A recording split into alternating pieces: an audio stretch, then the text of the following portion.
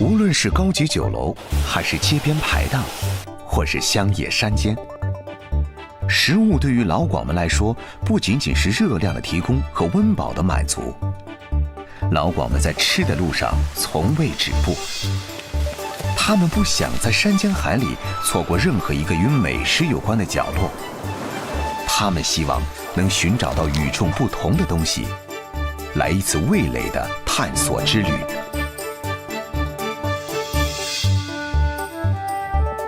深圳福永，西临珠江入海口，咸淡水交融汇聚。这里出产一种顶级食材，被老铁们称为蟹王——黄油蟹。每年农历5月，开始了黄油蟹的季节。丰沛的端午水发之后，紧跟着烈日暴晒，产卵的成熟雌性青蟹，在雨淋、日晒交替作用下，体内积聚的蟹膏逐渐融化，变成金黄色的油质，然后再慢慢渗透至体内各个部位。就这样，一只身价金贵的黄油蟹炼成了。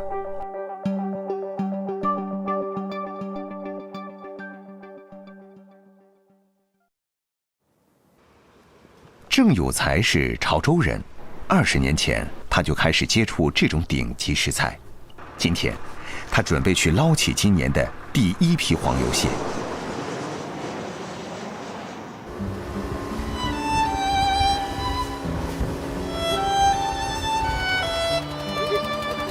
係啊，今日有日頭啊，吹冷風啊。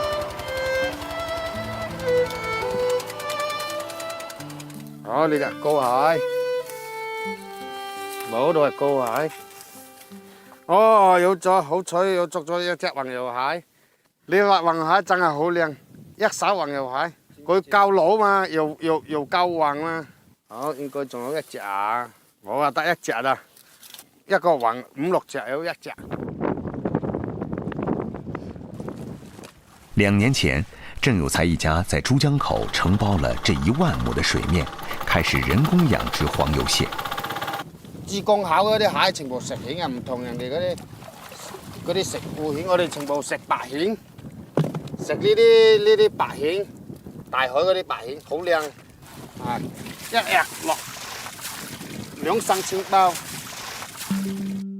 黃油蟹之所以珍貴，是因為其蛻變的成功率太低。大部分的烟仔蟹蜕壳后便会向膏蟹进化，但仅有极少数因为膏油积聚过多，无法完成重壳蜕壳的过程，就变成了黄油蟹。在福永，1000只母青蟹可以转化成3到5只黄油蟹。物以稀为贵，所以称蟹王。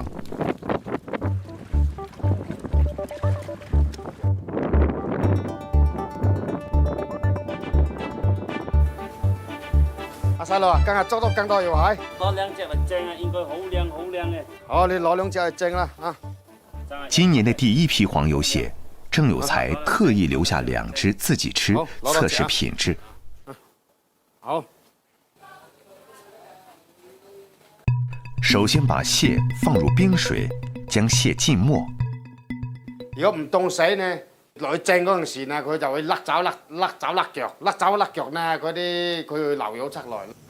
好，開始蒸，放落去蒸。頂級的黃油蟹必須全身完整，只要蟹身有一點殘缺，黃油就會從縫隙中流完。所以對黃油蟹來說，清蒸是最完美的。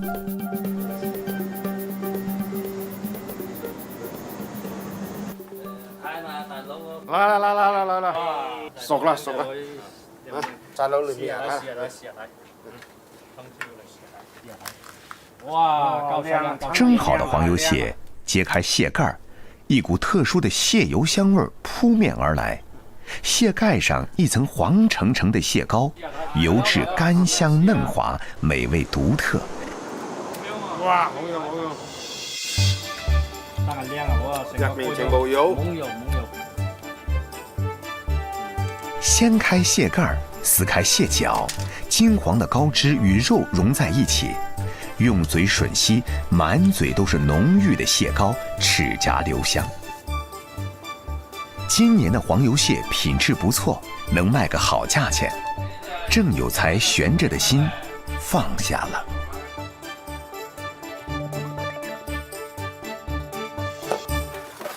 第二天一早，客商按约前来提蟹。喂，阿楊生，你好，今年又來啦。係啊。杨福郎是广东一家大蟹行的负责人，因为黄油蟹金贵，每次提货他一定亲自把关。有靚蟹就好。自貢考慮到最乾淨嗰啲。黃油蟹有蟹中之王的美稱，其價格是國產重蟹之冠。頂級的黃油蟹會賣到2000元一隻，楊福郎挑得特別仔細。冇錯，呢個就係我哋行內講嘅頭手黃油蟹。係最靚嘅黃油蟹。呢啲部位咧就花有花刀，關節嗰度我哋睇嘅黃油蟹。佢呢啲關節嘅部位，呢個就係頂級同埋一般嘅黃油蟹嘅差別啦。呢個係通透油亮，上個光澤非常之靚。咁呢啲咧就暗淡啦。咁我準備今日帶200幾隻翻落去。好。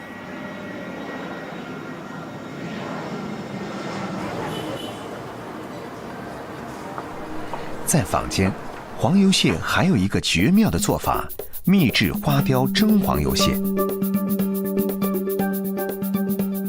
在冰水下加入陳釀8年的花雕王，將蟹浸醉，讓老酒的醇香鑽入蟹體，再用猛火蒸煮15分鐘變成。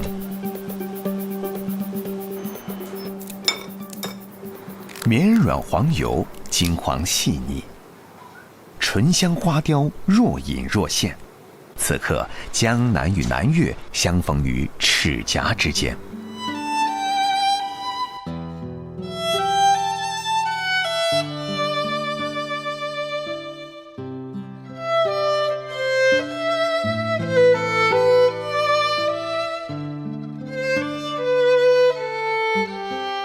把蒸好的黃油蟹拆解，蟹肉蟹膏混合瘦肉嵌入面皮，變成了極其奢侈的黃油蟹小籠包。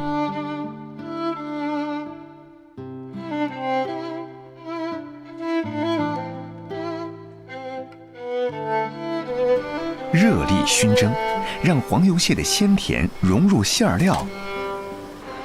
柔韌面皮將汁水鎖在方寸之間。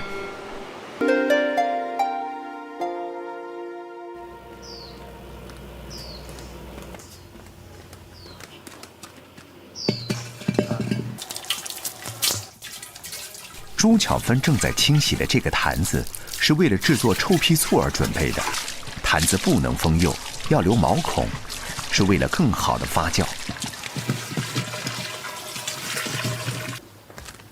8年前，朱巧芬跟一位長輩學了製作臭屁醋的祖傳手藝，從此便沒有停下。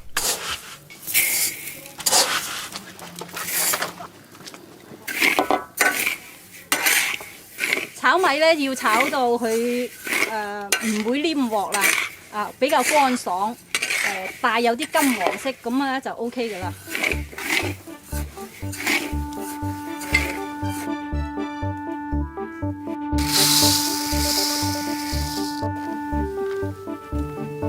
炒米和生米的比例，粘米和糯米的比例，決定了每家臭屁醋發酵後不同的口味。比如糯米多啲嘅咧，佢就會甜啲，出嚟嘅醋浸出嚟嘅醋會稍為甜啲。純糯米就更甜，尖米咧就酸啲。在古代，冬瓜皮、香蕉皮、鍋巴是釀製臭屁醋的主要原料。如今，原材料早已經用純米取代，鳥槍換炮。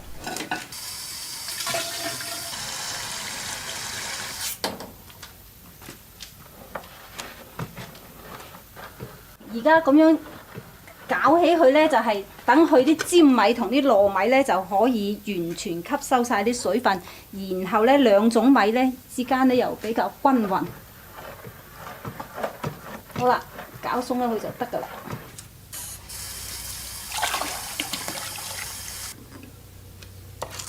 醋壇封蓋，把水加滿，隔絕空氣，放置在阳光照射到的地方，然后就把一切交给时间了。100天后，一坛臭屁醋就酿成了。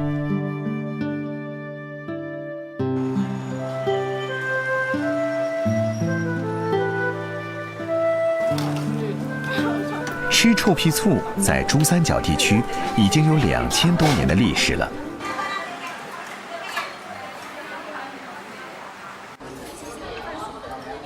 在佛山市三水区，臭屁醋火锅全城风靡。走进醋店，一股恶臭扑面而来，那酸馊味儿真让人闻而却步。然而闻着臭，吃着香，停不下来。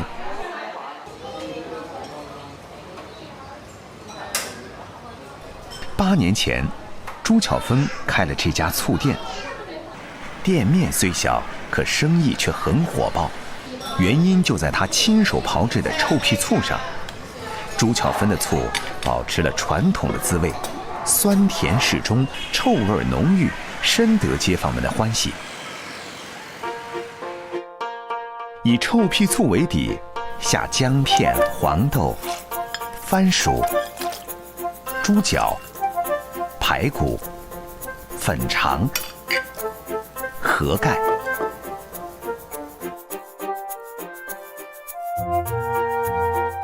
待醋烧开之后，再放土鸡和梅菜，细火慢煮，醋味儿从锅里向四周弥漫。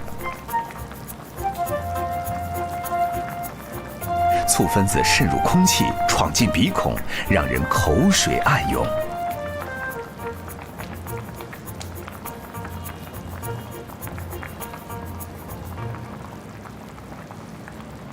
满上一大碗。臭屁醋入口润嫩柔滑，酸甜适可，喝起来满口甘香，丝毫不臭，就像家常老火汤的味道，咸鲜中带点酸甜，细微的浓稠增添了米醋的口感。喂，阿哥同阿拉嗰邊啊冇咗醋啦，一陣要整多幾罐過去佢嗰邊先得。在朱巧芬的带领下，家里5个兄弟姐妹都开始做起了醋生意。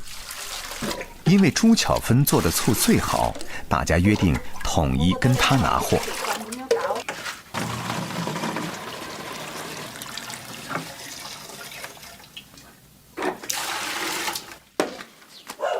鎖門啦！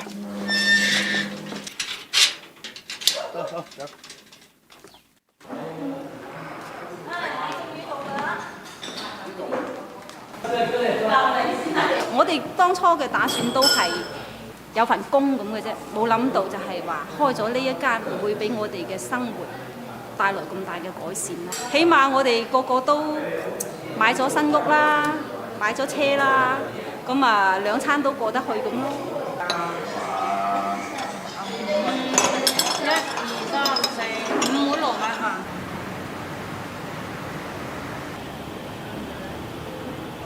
你做咩？你老豆仲未翻嗎？未啊，啱打俾佢，佢話遲啲翻喎。好熱啊！慢慢食啦。好熱。係咪好肚餓啊？忙碌了一天，终于收工了，一家人才开始坐下来吃晚餐。这是餐饮行业的常态。攞個手鋪咧，抵咗。我都有喎，你都唔講。咁你真係識翻嚟啊！喂，食緊嘢嘅時候喎你。正啊！佢喺金本嗰邊有一間啊嘛。咁我咧就負責呢邊，佢咧就負責嗰邊。日頭我哋基本上就大家都唔見面，只有食飯嘅時候啦。咁啊，或者佢有時早翻嚟啦，咁我哋先一齊翻嚟呢度會合，再翻屋企。一碗臭屁醋，给了朱巧芬新的事业，改善了一家人的生活，简单而幸福。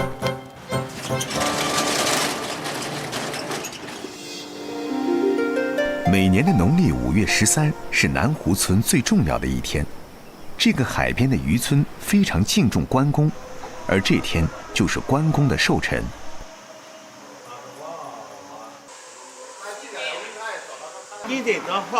外出村民都会趁这个时间赶回村里，在广州工作的邱中情也不例外。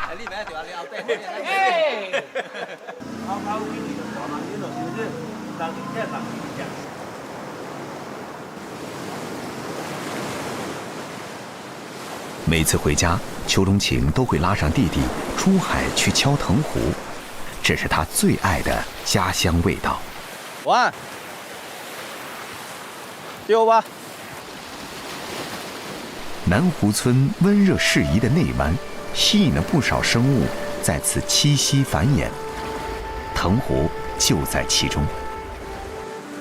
当水流经藤壶孔部时，壳盖会打开，里面伸出呈羽状的触手，藤壶滤食水中的浮游生物。等到退潮后，壶盖会紧紧地闭起，防御其他生物的侵扰。要想敲藤壶，必须赶在退潮后，因为落潮后的几个小时内，岩壁上挂满的藤壶暴露无遗。1个小时，满满的收获，邱钟情今天可以解馋了。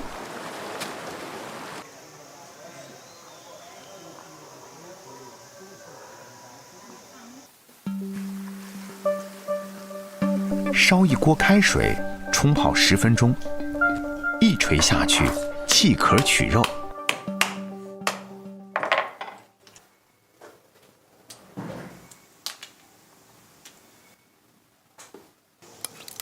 吃藤壶一般都是清水滚汤先吃，将藤壶用素油翻炒，加水烧开，加少量盐，再放入几片潮汕人尤为钟情的金不换，一道藤壶汤便成了。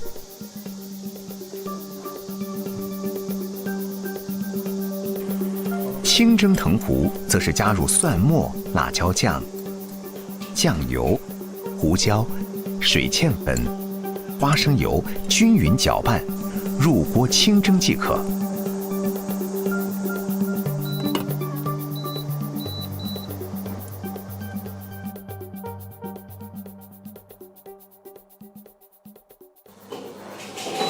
一汪鲜肉，汁液饱满，趁热吃，无需技巧，简单的烹饪得来极致的味道。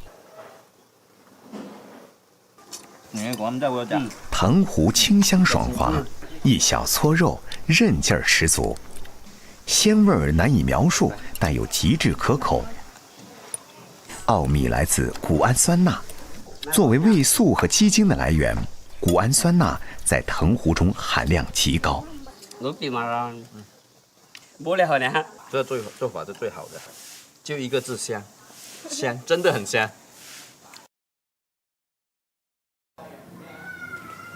今晚，村里请海丰县的戏班子来唱白字戏，这个传统400多年没变过。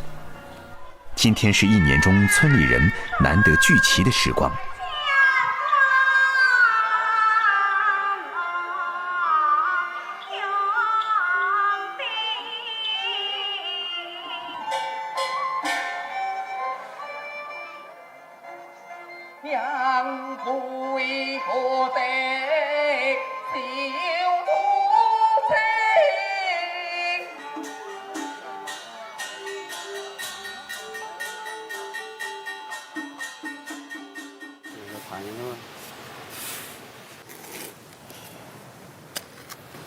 兄弟俩对于美食有个特别的手段，一口铁锅堆满沙烧热，用沙子的热量来把食物焖熟。这比例就被别的啊，燒啊，冇潮頭，哇，強啊真係，多大啊？多紅啊？這多紅啊！邱钟情在广州打理一家广告公司，平时工作很忙，空闲之余喜欢潜水的他满世界跑。兄弟2人1年见不上几次面，说不上几句话。即便如此，因为是兄弟，他们没有距离。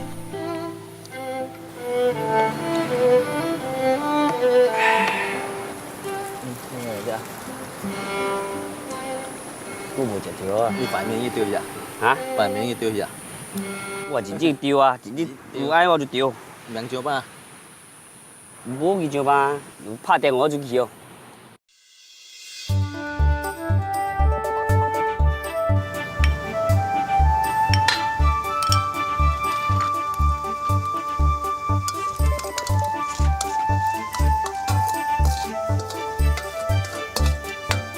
第二天中午，邱钟情便要赶回广州去了。弟弟特意腌制了一盒给哥哥打包带走。这次分别，又不知何时再见。數啊！好。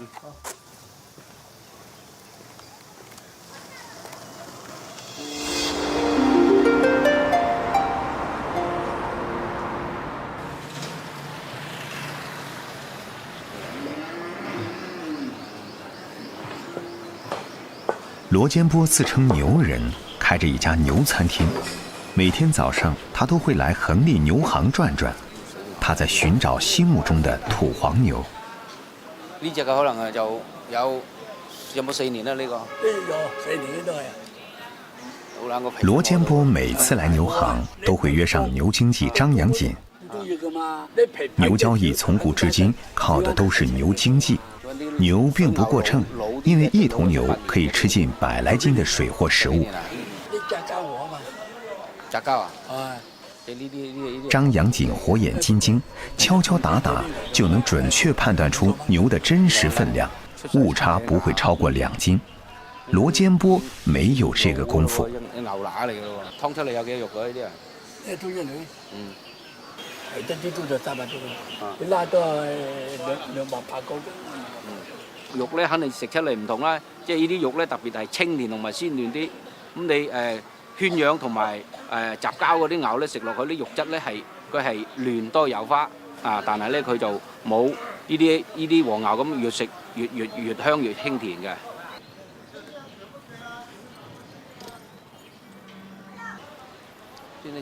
一圈下來，羅堅波有點失望。我的法則裡，味蕾一定要有冒險精神，要敢於嘗新。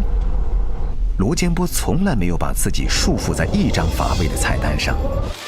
廣東客家一直有吃牛頭的傳統，羅堅波先嘗試過後並不滿意，他想去自創一道牛頭宴。一去倉園，佢有啲食牛嘅文化啦，將人哋最好嘅嘢啊結合自己最好嘅嘢。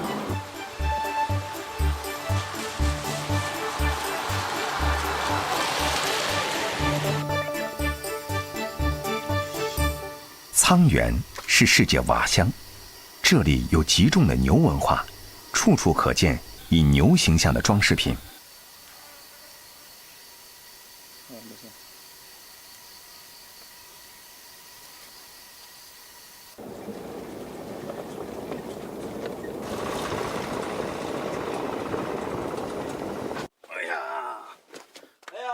羅堅波幾年前認識了來廣州打工的肖勇，這次來滄源特意上門拜訪。你別小看這個葉子，你這樣扭起來聞一下，是不是很香？哇，確實很香，怪不得這個香茅草很好哎。對，烤魚也挺不錯的哦。哎，烤魚，哇，很好。烤牛肉，你把這個放在裡面，手都有味道。相當好，哎，對。牛頭宴是佤族的一道特色菜，以黃牛為原料，加入佤族地區特有的香料，在大鍋中用柴火燉燒而成。有草果、八角，這個桂皮，香草，乾辣椒，這樣的話，它這個味道就會出來。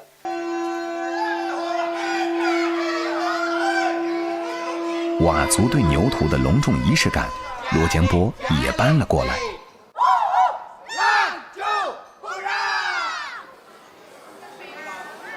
一個牛頭搭配着10幾味配料，不同的口感隨意轉換。紫蘇你哋知道㗎啦，紫蘇係同牛肉咧係好惹味嘅，檸檬葉就更加，檸檬葉就比較清香，有啲唔同嘅酸薑啊，譬如泡菜啊，解到啲油膩，而家咁樣食起身咧，亦非常豐富。去各地吸收当地的传统，学为己用，加以自己的想象，创作新的菜式。这就是一个厨师出身的吃货精神。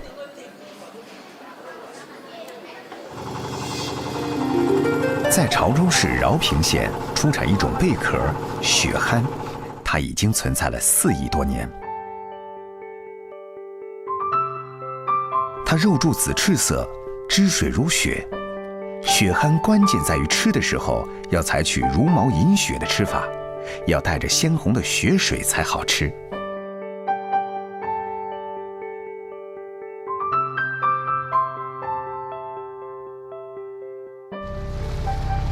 距离清明节还有5天，郑国文准备去自家的滩涂地里捕捞今年最后一批雪蚶。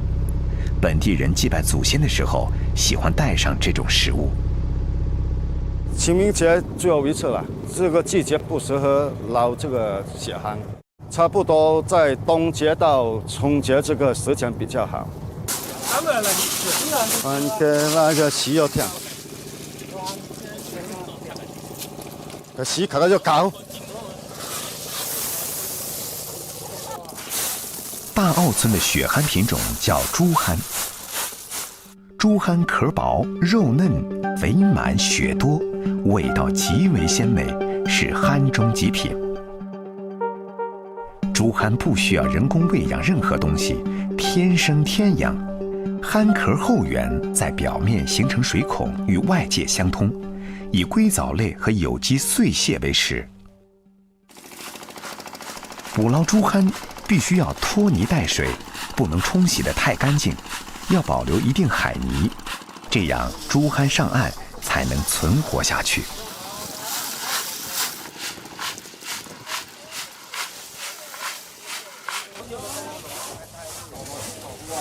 去年因为平均气温比往年低了2度，珠蚶的个头比往年小了。相对于市场上大个的江浙雪蚶，本地的珠蚶不好卖，价格也上不去。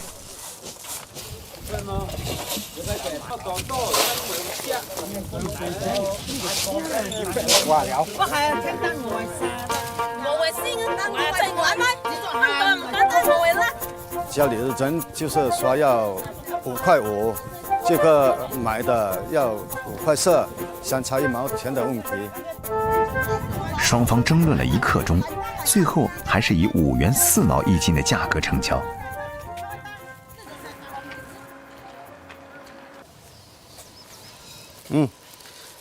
哪里有潮汕人，哪里就有功夫茶。卖完了蚶，一闲下来，喝茶是常态。因为珠蚶的个头小，刚好可以填进功夫茶的茶杯里，大澳村民便自创了茶泡珠蚶。烫蚶要有一定经验，烫得太熟，则蚶壳裂开，肉呈苍黄而干瘪无血，吃起来就大失原味儿。潮汕地区还有一种卤蚶，需要先烫、剥开，再用酱油、大蒜、辣椒等来腌制。半小时后，酱料的味道融入蚶中，蚶血刚好凝结住，而蚶肉不老，佐料相伴，却丝毫没有抢过珠蚶本身的鲜。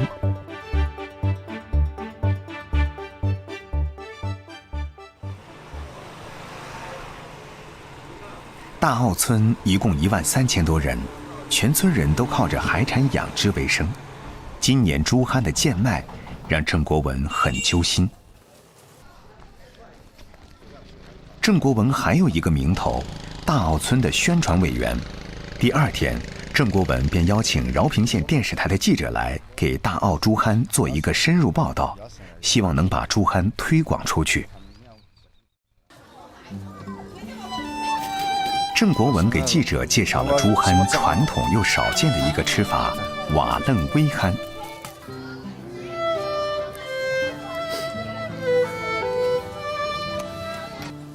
黄花酱。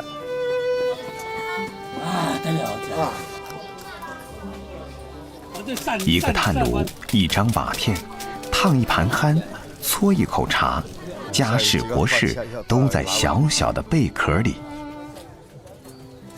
我们竹菡是血菡的珍贵品种，其实大部分人不了解竹菡。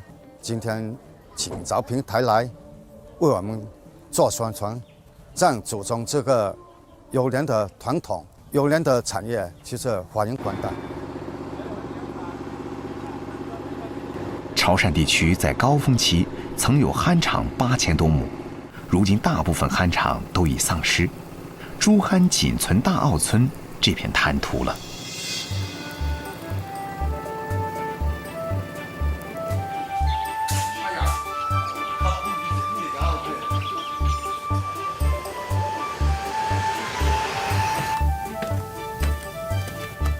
凡人识事，是来自于世间的味道，只有根植于地上，才能烟火不断。正如这些绝世美食，大多隐藏在南越的荒郊野岭、田间地头，只有俯下身段、上山下海，才能觅得踪迹。也许它们并不像黑松露、鱼子酱那般被世人所熟知推崇，但它们的的确确是根植于老广心中的风俗之乡、平淡之鲜、人情之宴，是永远不能忘怀的岭南至味。